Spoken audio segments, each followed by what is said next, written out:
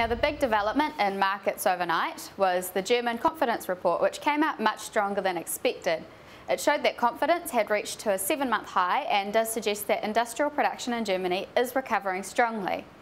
Overall, this does suggest that the current recession that we're seeing in the Eurozone will be relatively mild and short-lived. Now, this saw the euro climb to 2-month highs against the US dollar. As a result, we also saw the New Zealand dollar drop against the euro, and it's now below 62.50 this morning. Now, meanwhile, in US markets, they were mildly upbeat on the back of some fairly encouraging jobs data, and this saw the New Zealand dollar gain against the US dollar.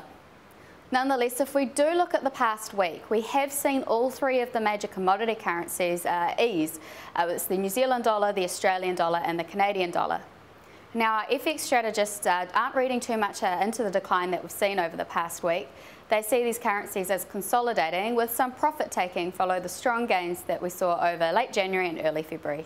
We saw the ASB Commodity Price Index fall by 1.4% over the past week. And this does follow a run of steady declines in New Zealand dollar commodity prices since mid-December.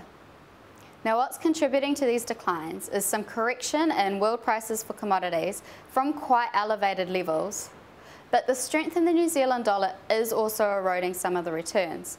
And the strength in the New Zealand dollar is coming back in some stabilisation and sentiment in the Eurozone. Now, the USDA was out overnight and it commented that it expects to see a sharp decline in global crop prices over the coming years. Now, this is on the back of a strong increase in production this year, and they expect that this will return stocks to some comfortable buffer range.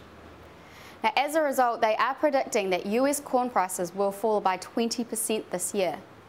This is likely to dramatically lower the feed cost for US meat and dairy producers and could see them increase their production levels. As a result, we should see some knock-on impact to prices for meat and dairy. So the risk over the coming months is if we see crop yields continue to perform well, we could see some further correction in prices for meat and dairy.